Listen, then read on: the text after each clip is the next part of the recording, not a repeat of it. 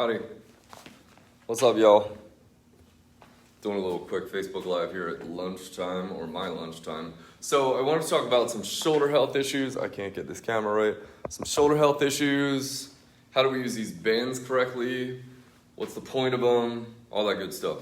Okay, so why in the world are we using these bands? And those of you who've been with me for years, why did we never use them before? Well, frankly, stuff evolves and I learn new things over the years, and I've been doing this 12 years and I never stop growing, learning, adding things to the repertoire.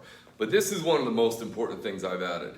Now, there's a lot of wimpy, lame exercises you could do with bands like this that I'm not going to endorse because, yeah, you could throw them in and maybe get a little more pump, like stand on it and do bicep curls or shoulder raises. There's a lot of stuff you could do. You could do squats holding them, but that stuff's not all that valuable. This little thing, the way we use it in warm-ups and or in the workout, is extremely valuable. So there's a couple things here. A lot of people know your rotator cuff is a dangerous area of the shoulder to injure. If you injure it, it is not a fun one. Luckily, I don't think it happens very often in here, but it happens a lot to people in life. People go to do something, the shoulder tears, the rotator cuff. There's 3 muscles involved in the rotator cuff. They're a pain in the butt to resolve. If it's not fully torn, or sometimes they can do PT to fix it, but if surgery is involved, it's a hell of a process. So why do we have so many rotator cuff and or shoulder and neck problems? Because they're often lumped together. And I'm going to show you why, and then why holding this band correctly is so important, okay? So the fix we're trying to do, and this is the reason this is so important, most of us sit like this in what we call flexion. So you see how my head and my spine first, okay? My head and my spine round forward, and then my shoulders round inward and forward. And that is not good because we tend to hold that posture for long periods of time during the day. Cell phones, computers, any work at a desk, driving, when we're not having good posture. Our correct posture should be butt tight so the tailbone is tucked, core pulling the rib cage down, so core tightens, pull the rib cage down, shoulders rotated backwards there, and neck, comfortably chin tucked over here, right? Neck's not forward, shoulders aren't rotated, belly isn't sticking out. That's the correct posture we want. But you gotta do core work, you gotta do hip flexibility, you gotta do back strengthening, you gotta do upper back strengthening, you gotta do stretching. You gotta do a lot of things to form your body into the way it was built when you were a kid. Okay, so this is numero uno. We gotta do this. So the point is, I wanna get out of this anteriorly rotated pattern, this flexion pattern, which is just bad for neck and shoulder health, and I wanna get back to there. How do you do that? 2 big fixes. Number 1, you stretch the bicep and the pec muscle, okay? I can show you that. It's a little easier with a cameraman. I can show you this in person. I tend to grab a ring, a wall. I'll put my hand up. I will put my palm on the wall, and I will work to stretch across this, okay? There's this little bitch of a muscle under there called your pec minor. It's a little fine muscle that runs up here. It's a big problem. Your pec minor, your pec major, which is the pec you can see, and then your bicep muscle, they all tend to help play a role in anteriorly rotating us and getting us stuck there. So we've got to A, stretch them out. B, we got to strengthen the opposing muscles, which, by the way, we don't use very much in life unless you do exercise or work with your body, okay? So we got to do this. So why in the world am I a stickler for thumbs out? Because what did I just do? Here's thumbs in. Here, I turn my thumbs, what happens? If I turn my thumbs, what just happened? You all just saw it. When I turn my thumbs, my shoulders rotate out and my pecs come out correctly, and now I'm in good tall posture. Whereas if I did it with thumbs in, I'm allowing myself to work in that crappy posture. So how your hands hold this thing is imperative. My thumbs are out, rotating my shoulders out and my chest up, okay? From there, how do you know you got the right band? Well, there's 2 moves we tend to do, okay? There's more than this. You can do lots of different moves with dumbbells. These are the 2 I like. 2-3 sets of 8 to 10 reps, perfect. Do it before every workout, every single workout, okay? Thumbs out, grip the band here, elbows are pinned to the torso. I'm going to stretch And you notice what happens. What am I doing? I'm encouraging the posture, the opposite posture that's so bad, right? I'm encouraging this. So, thumbs out, elbows in. I'm going to pry apart till my hands are, if I was against a wall, almost flat against that wall. And then I'm going to bring it back together. So I'm going to pry apart with the hands, come back together. What I'm not going to do is start here. This is one I'm seeing wrong in class. Start with the elbows in and end with the elbows straight. That's not a thing. That's like a mess of the two different moves. There's two different moves. One is elbows in, elbows against the ribs, elbows at 90 degrees. And I'm prying thumbs out, straight out, and sort of pushing my chest out at the same time, straight out, okay? Now here's the thing. If this band's too hard for you, or you grip too close and you're just doing this is not the move. Too heavy, too hard, wrong band. You got to be able to get to here, okay? So sometimes people feel picked on when I say that's the wrong band. No, dude, it just means you can't do it. With this band, you're not gonna get the benefit. So grip it wider and or grab the lighter band. This is the thickest band we got. Many of you, this is too hard, but you'll find the right band and width to grab by, can I get to that spot, right? Where am I? You can see me from the side.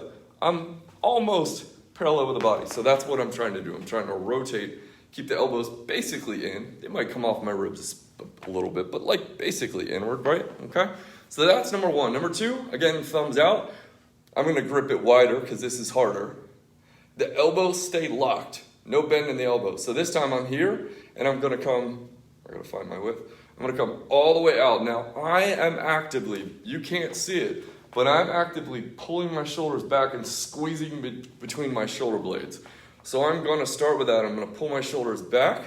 I'm gonna squeeze between the shoulder blades. Now I'm gonna pry with those upper back muscles, okay? So let me try to get this, hopefully you see me. I'm going to pull my shoulder blades back and down. I'm gonna pry with the muscles between my shoulder blades, pry, okay?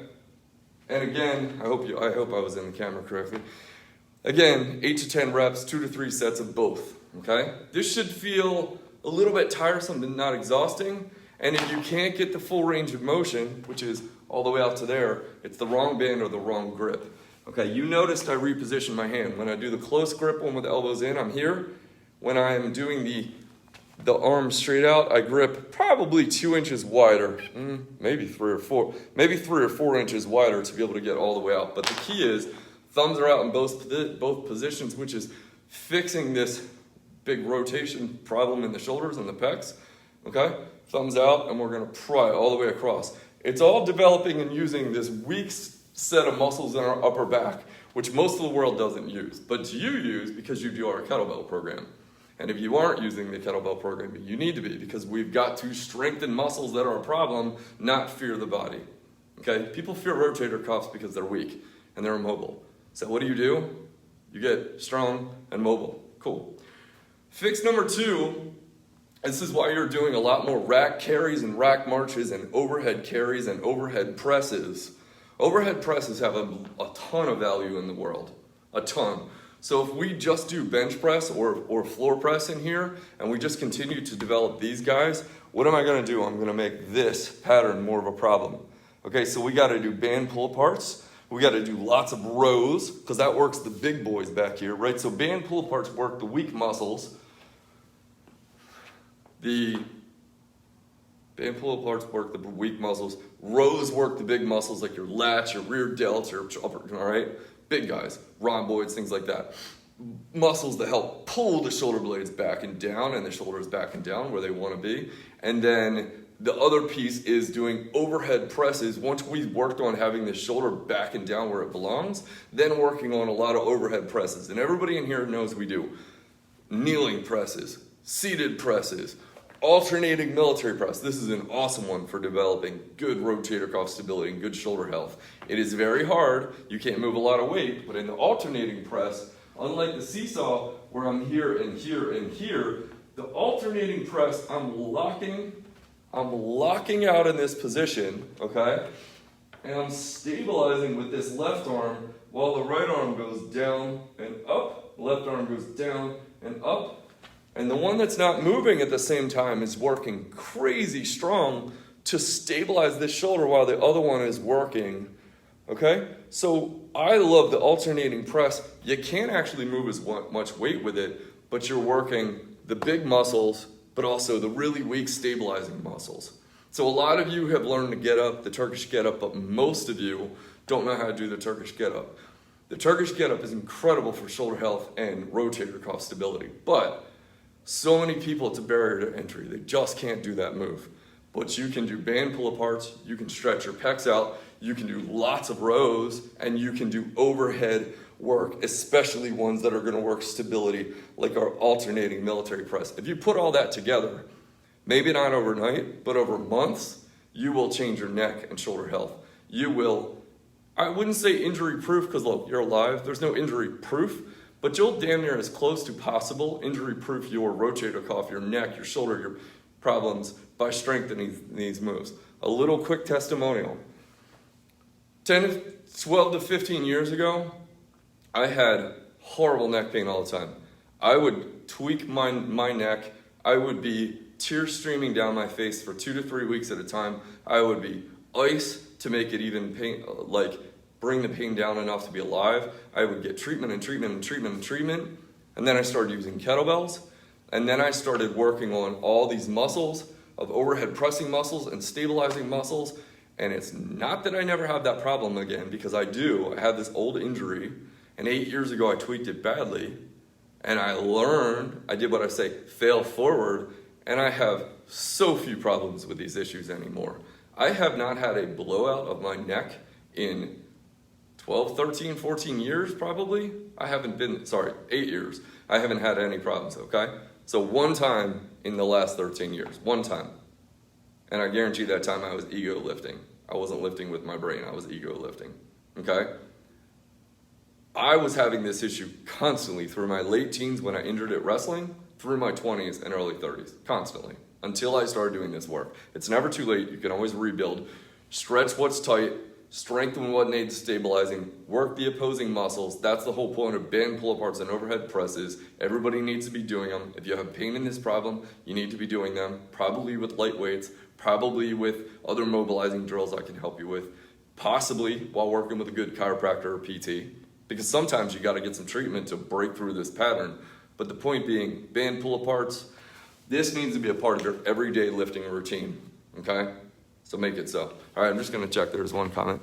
With the bent elbows, are arms supposed to be able to go out 90 degrees? Mine only go about 45 degrees. Dorothy, the answer is as far as you could without having a band in your hand. So if I can get to there without adding any more discomfort, I'm not gonna exaggerate and force my shoulders to go there. So let's say your shoulders without a band can go to 45 and that's it, then that is it for you, because that is your current range of motion. You are not going to, come hell or high water, try to get to 90. But if without a band you can get to 90 or 80 or 85, then that's where you should get with a band. And if you can't, that just means the band's too tight. Okay? It doesn't mean you have whatever. If I can get to here without a band, that is my range of motion for my shoulders right now. So you're shooting for the exact same thing with a band. That's the answer, okay? So whatever you get too cold, that's the range of motion you're looking for. And if you're not getting there, try gripping wider or going with a lighter band, all right? So that's it for now.